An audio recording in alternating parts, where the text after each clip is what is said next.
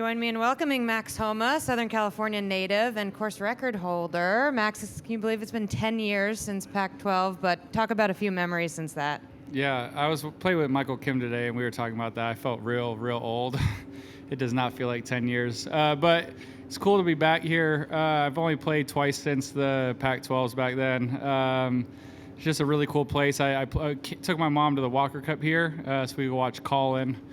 So yeah, I have some cool memories of that. But yeah, I mean, it feels kind of like the same place. They added some tees, but nothing crazy. It's just a really great golf course in my favorite city in the world. So it's nice to be here. Talk a little bit about U.S. Open in your hometown. Yeah, it's special. I was just been thinking about how, I don't know, when you grow up and we all have that cliche joke, putt to win the U.S. Open, putt to win the Masters. I mean, you don't picture the golf course except if it's at Augusta. I've done it with Riviera, putt to win, at the time, L.A. Open or whatever, now the Genesis. And to have a major in my hometown, 18-ish miles from where I grew up, I think that's, dream come true. It's already been fun with the fans out there. It's I get, on a regular basis, I get people yelling my college if they went there, but getting people yelling my high school is different. So it's been awesome. John Rahm was up there today, said he doesn't see another 61 out there this week, but talk a little bit about what you're seeing out of the golf course. Yeah, I don't know. It's definitely, when I got here Sunday and Monday, it wasn't too firm, and I played with JT yesterday, and he probably could have shot 61 if we played 18 holes. So it's firmed up a lot since then. The 9 holes we just played, it's going to be pretty hard. So yeah, I think the sun being out's real helpful. The little bit of wind's going to make it spicy. I hope it's carnage. I hope it's a typical U.S. Open. This golf course lends itself to that. It's generous enough off the tee, and it's kind of a second shot golf course in a way. You can get around here probably hitting a lot of shots from the fairway, but you're going to have to hit really quality shots. The greens are severe, and if they can keep getting firmer and a bit faster, I think that it'll be a really good test, because I think it'll be really fair. We had, I guess, one of the more severe U.S. Opens I've been to was Winged Foot, but it's so penal off the tee that once you mess that up, it's just everyone's doing the same thing. This course will be a lot different. I think it'll be a great test of all areas of your golf, and it'll really show what a quality shot will go to a good spot, and one that's not great is going to go to a bad spot, and you're going to see a lot of kind of silliness go on. So I think this venue is awesome for U.S. Open. We're going to go to front right, Dylan, and then Joel. How do you manage the distractions that come with the Open being in your home city? Do you throw your phone away for the week? Do you not respond to people till later? Is this not even that distracting compared to normal tournaments? I guess it's a little more. I'm fortunate that my friends texted me weeks ago about wanting to come out. I think if you're texting me now to try to get a ticket, I probably won't get a response. I did try and at least plan, a month or two ago, like how I'd go about it. So, yeah. If I didn't respond to you this week and you're somehow watching this, I'm sorry, but it's a lot, but it's been a lot for a month leading up to it, all the excitement and this, that, or whatever. So I've just looked at it as it's really cool. It's really cool that last night I got to have dinner with 2 of my best friends. All that, like being somewhere I'm comfortable, having, my dad was out there walking the practice round today, stuff like that never gets happened. So I'm just trying to look at all the great stuff. And then it's hard for me to say no to people. It's hard for me not to be as helpful as I can. But this week is, I want this to go smoothly. I don't want to feel overwhelmed. At Riviera, it can get overwhelming even. So I'm trying to take a step back, and be maybe a little more less helpful at times. But I also have a pretty cool crowd here. My agent, Matt, and has been very helpful dealing out tickets to my buddies. I found out, just been texting him instead of me, so that's been nice. Joel? You mentioned the interaction with the fans thus far. Is there a balance between appreciating that this is a national championship and the fans are pulling for you versus, there is still a competition and work to be done? I guess every week is kind of the same. It's just still kind of just cool to have people know your name and root for you.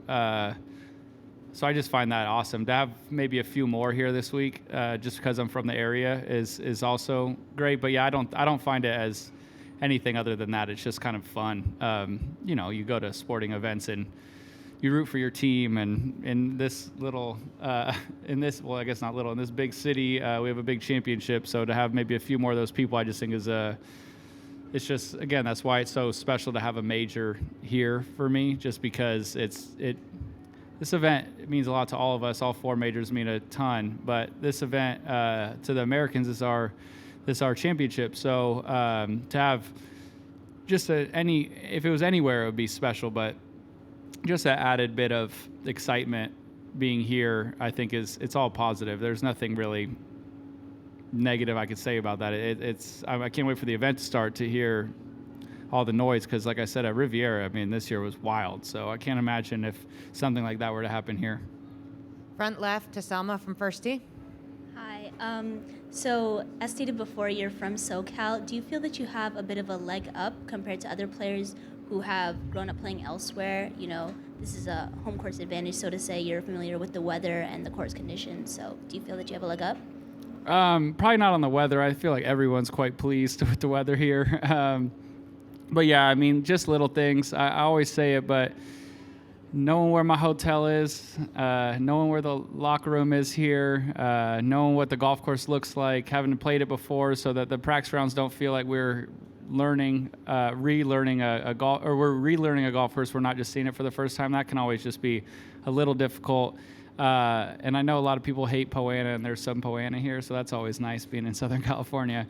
But yeah, any leg up is valuable with how great all these golfers are. So I do look at that as a bit of a boost. All the guys who play the Pac-12s here, anybody who had played here prior, it's definitely a bit of an advantage.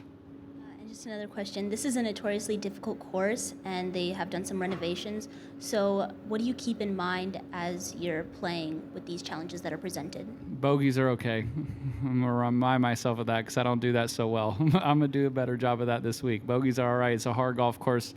You're going to hit some good shots that go in some really weird spots. But if you keep hitting good shots, you'll make some birdies and make up some ground. We're going to go So much. Thanks. right behind you to Brentley. Max 15, I think the likelihood is that on Saturday it plays 78 yards. What's the thought process and your strategy for that hole at that shorter length? Make it, I think. I mean, yeah, it's different. You're going to have to spin the life out of it and hit your number. Quite thankful Mark Blackburn has been so hard on me of getting my wedges good, because that little shot is awkward. But there's a couple ways to play. You can go long left and try to spin it off the bank. You can kind of go a little bit more at it, or try to miss it almost right of it so that you're putting or chipping uphill. But it is amazing to me. I'm not going to say sit up here and say I'm some architect buff by any means, but it's amazing when you look at this golf course. They have 2 of the longest par 3s that we'll play, hopefully. And the coolest hole's 78 yards. So yeah, I'm looking forward to that. It'll be great to watch on TV. When I came here for the Walker Cup, my mom and I sat behind 15 green, because you could see 14 and 16 and 11, and it was so fun watching everybody just kind of make a mess of this little dinky hole. So I'm looking forward to the fans getting to enjoy that this week. And then just to add, you mentioned spin. Colin said that he almost tees up like a lob wedge just to get that extra spin. Is that something that you would think of doing? Or? Yeah, I did it at Pac-12s. That was the thing all the kids did. I grew up on a par 3 course, and if you tee a lob wedge up like 3 inches, and you can spin the life out of it. So I did that on Sunday at the Pac-12s. So I'm planning on probably doing that again this year. You're going to need to, you just want that thing to stop. And with how firm they can get this place, and that hole was playing downwind the other day, you're going to need it to be coming in as soft with as much spin as you can, even if you do play the long left route. So I think it'll be cool. You're going to watch professional golfers use some creativity, and that's definitely one trick that is quite useful. Center right to Ben. Hey, Max, whenever there's a local angle in sports or something like this, they say the danger for the person like yourself is they might try too hard. How does that look in golf? You just look at how I played every other major, trying way too hard. So I'm quite good at that. This actually has been almost a welcome change, is because I've been so prepared to try too hard at this event in particular. So I've been more keen to avoid doing that. So in an odd way, it's almost worked its way out positively, because I've been thinking about this event for like a year, about how can't try too hard. Forgot about all those other majors that you also shouldn't do that at. So fortunately, I'm coming off a PGA championship that I tried too hard at, and it's right on the tip of my brain not to do that this week. So hopefully this is the one I'm a little bit more easy on myself. Is there a specific, I guess, moment you can point to that you can look back and say, that was a moment I did that? Like, can you get it to more granular? There's a lot of them. But yeah, I mean, I think I've seen examples, and it's just generally just trying to be too perfect. When you're trying too hard, you care just too much about where the ball goes, and you're going to hit fairways, you're going to miss fairways, you're going to hit greens, you're going to miss greens, you're going to hit putts that go in and some that miss. So I think it just comes down to just stacking those up over the course of a week and seeing where that takes you. Like I said, I've done a very poor job of that in a lot of big golf tournaments, but especially the majors. And I've done a good job of it in some other events. So I'm just trying to find whatever is in those moments where it's been great and take that to a championship like this. Back to Dylan, front right. There was some news announced last week involving the PGA Tour and LIV and the Public Investment Fund, and I was just wondering if you've been able to make sense of it, and if you know where the future of pro golf is now headed. I know as much, if not less, than you, so I'm probably not able to make a real opinion. It's a lot to take in. It obviously took all of us by surprise. So yeah, it's just, at this moment, it is what it is. I look forward to maybe learning some more about it and what exactly the deal is. I was on the phone quite a bit that Tuesday with players and a couple meetings, pack meeting, whatever, and felt like I learned a ton, and then everybody was in every article in the world. So I don't think I am any more knowledgeable about this. So making my opinion is, I guess, ever changing. So it's actually nice to be as confused as I am here, because I'm not really thinking about it anymore. I'm ready to just go play golf. Did you try to learn more about it after that initial day, or have you just kind of now shut it off? Yeah, I tried, but then I guess I realized it's so complex. I don't, I need a lot more time than I was willing to give to learn every in and out of it. So yeah, I guess I think we were all curious, and we're all, I guess, skeptical of things or whatever, but I trust the guys at the top doing what they're doing. But I mean, I guess I'm a lowly golfer here. I'm not a businessman. I don't really get how all of it works. And the more I've tried to learn, the more I've just gone in circles. So at some point, I just have to leave it up to them and wait for more information, I guess, to come out. Adam on your left. What do you remember from shooting that 61 here? Sad. This is why golf's so bad. I remember not getting up and down from the front bunker on 6 for birdie, and I remember 3-putting 8, so I could have shot 59. So that bothers me. But I remember I didn't really make a lot of long putts, but I made a few good sized mid-range putts, and I just felt like I was putting uphill all day. Obviously hit it. I mean, I did everything great, but I just remember putting uphill all day. Yeah, I made birdied 14 through 17, which was awesome. But just, we've all had those days in golf where, as professionals, where just everything's clicking. It was really cool that it happened during the Pac-12 championship on this golf course. It's nice when those things line up when they really matter, and not when I'm playing my friends who I'm giving 6 shots to at home and it doesn't really matter. So I just remember it all clicking, but it just felt so easy. And then we had to play 18 holes right after that because we got a 36-hole day, and the golf course was not nearly as easy as I remembered it 1 hour prior. And I just hung on for dear life for 3 more rounds. Your record at the majors not up to what you probably want it to be. Anything you're going to try to do this week to change that? Play better is. I really do believe that my golf game's plenty good enough to contend in these things. I think I've shown that in the PGA Tour events. I've won 6 times, a lot of them recently. I've done it on some pretty great golf courses, some hard golf courses. I just think I get here and I try too hard. Parts of me that I really like is like I'm a perfectionist, and it makes me work really, really hard. I'm very diligent, but the same part has it's like a double-edged sword. I get in these things, and I can't seem to separate. I can't seem to understand that it's okay to make bogeys, and it's okay to mess up, and it's okay. Like, you're going to get on runs, you're going to do all these great things if you just let yourself, and I've done a poor job of that. I mean, Oak Hill was a perfect example. Thursday morning, I had the greatest warm-up I've ever had. Joe and my coach, I mean, we were just like, and in my head, I'm thinking, finally, like, I have it. I didn't have it at Augusta. My game felt terrible, which was almost helpful because I went around that place just playing the golf course. Didn't have a good result, but I after 2 days, I was at least somewhere in the middle, the top of the pack, 20th place or whatever. And I felt like, oh, okay, now, and then I got hard on myself again on the weekend. Then Oak Hill, I have this great warm-up, and I came out and hit a perfect drive down the middle of the fairway, missed the green, and immediately went into fight or flight. And that's just kind of something I just need to get over. And, I'm learning, and I'm trying my best. But what's nice is I come into this event, got good work in with my coach, Mark, last week. Come in here, things feel the same. It's a nice short flight for us. And game feels great. It's just gotta control what's between my ears. And I don't know. I'm waiting for one of these weeks to. I think I've been waiting for the weeks to click with my golf game and not realizing that it's not the golf game. So this week will be a mental test for me, which is good.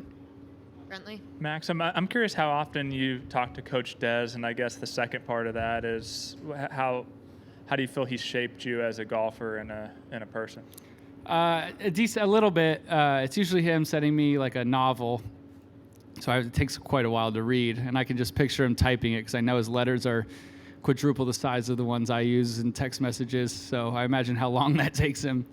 But yeah, he did such a great job. It is really interesting. Peter Tomasulo, who I saw today, he was kind of like my mentor while I was at school. Des set me up with meeting him, I think, after my freshman year. And when I turned pro, we were traveling around a lot together, hanging out a lot. And it's always, especially in golf, your head coaches you butt heads so much. It's such an individual sport. You're not used to somebody telling you what to do, where to be all the time. And he told me, he's like, when you get older, you're going to appreciate so much of it so much more. And I really have. He was really hard on me, but I appreciate when people are hard on me. He pushed me, and he really, really cares about me and all the players he's had. So, so much of what Des did, I think we didn't. We're too young and dumb to recognize that. And as I've gotten older, I have grown to be very appreciative of all the hard work he's done for not only myself but for the program. I mean, we were a club team when he got there 50 years ago, whatever it was, and it turned into, they won a national championship in 2004. Our team has so much success, and then he gets, Colin Morikawa after. I mean, that stuff's pretty awesome. So I'm really appreciative of what he's done for, the Cal golf team, and hope that continues going forward. 2 more right here. How about the pairing the USGA gave there with Colin the first 2 days? You excited about that? Yeah, I'm going to keep this joke that I used last year, but it's I know the U.S. Open does themes. The USGA does themes for the for their first and second round pairing. So it's nice they put the 3 good-looking guys together yet again. But it's great. I was joking with Colin. I tried to play with him. I guess our round would have been today, and he had his media at a time he didn't know about, so or he mistook, so he had to bail. And then we got our tee times yesterday, and I told him, you can't really hide from me. I'll find you at some point. So I'm glad I get to go walk around with him for 36 holes. And it's always cool playing with Scotty. He's obviously just a tremendous golfer, really nice dude. So it's a very fun pairing.